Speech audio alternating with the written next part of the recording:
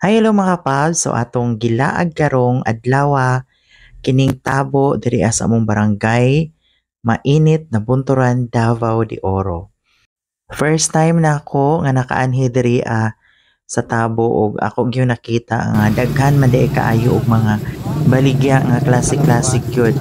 Naay mga gulay, prutas, karne, isda, mga gamit sa panimalay, ug uban pa na po'y mga ukay-ukay na adiri. So daghan kay ta og pwede day mapalit diri sa tabo.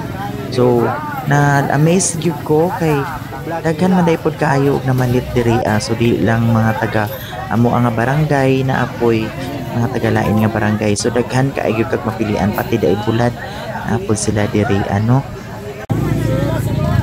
Kada Biyernes ang tabo diri so buntag pa lang na naka-display na ning ilang mga baligya ug taman ni sila gabi so pwede ta kaayo mamalit diri sa ato mga pangkonsumo.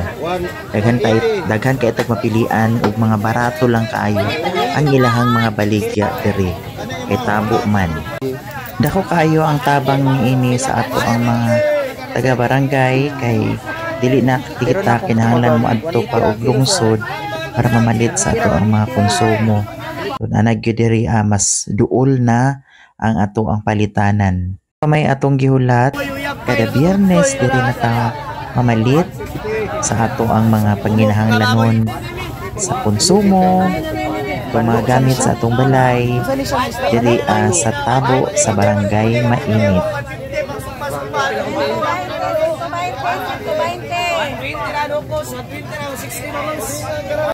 Atog yung makita nga mga presko o lamian gyud ang mga baligya diri mga gulay kita kaayo nga bag-o pa kay siya giharvest no, mga presko pa kaayo unsa pa may atong pangitaon gyud diri tanan kompleto na gyud.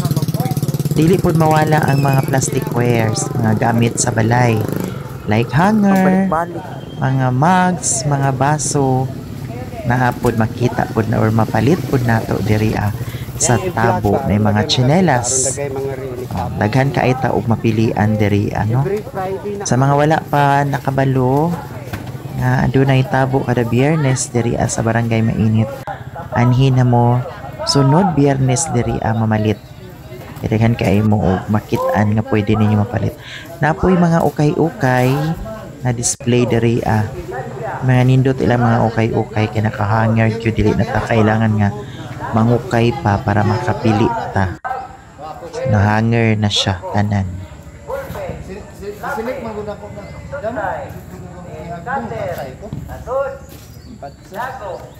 Ug galing gigutom na ka sa imong pagpamalit, naapoy mga baligya nga mga snacks alang sa mga gipanggutom na samtang sila naglibot-libot sa ilang pagpamalit diri sa tabo. Ug mao lang kadto, magkita-kita tapuhon.